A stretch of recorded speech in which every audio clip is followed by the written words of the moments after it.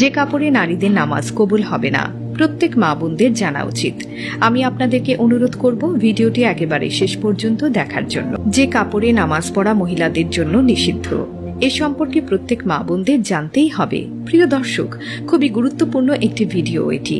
যদি এই দিকে খেয়াল না রাখেন তাহলে হয়তো সারা জীবন নামাজ পড়ে যাবেন, কিন্তু আপনার নামাজ কবুল হবে না। চলুন মূল ভিডিওটি শুরু করা যাক। দর্শক, নামাজের সতর ঢাকা ফরজ, কিন্তু নামাজে কতটুকু সতর ঢাকতে হবে তা অধিকাংশ মহিলারাই জানেন না, যার ফলে ফরজ তরফ হওয়ার ফলে অনেক মহিলার সারা জীবনে নামাজ হয় না। আবার নারীদের জন্য নফল নামাজ পড়ার কোনো তাগিদ নেই, তারপরেও দেখা যায় নারীরা নফল নামাজ পড়াতে পুরুষের তুলনায় এগিয়ে থাকে। কিন্তু অনেক নারী কোনো ওজর ছাড়া বসে বসে সব নামাজ আদায় করে থাকেন। নারী পুরুষ যে কারোর জন্যই প্রয়োজন ছাড়া বসে বসে নামাজ পড়লে তাদের নামাজ হবে না।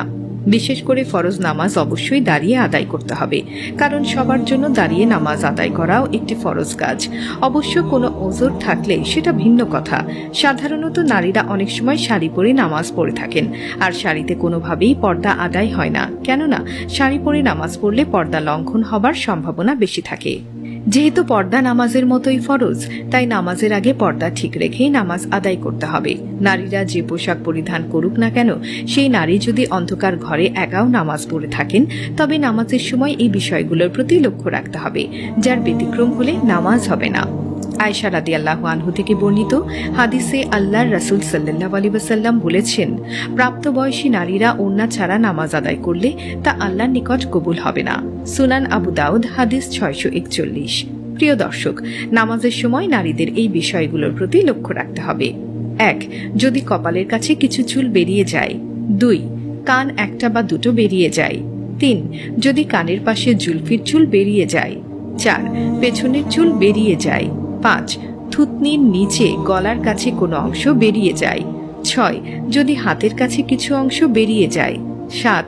যদি পেট বা পিঠের কাছে কিছু অংশ বেরিয়ে যায়।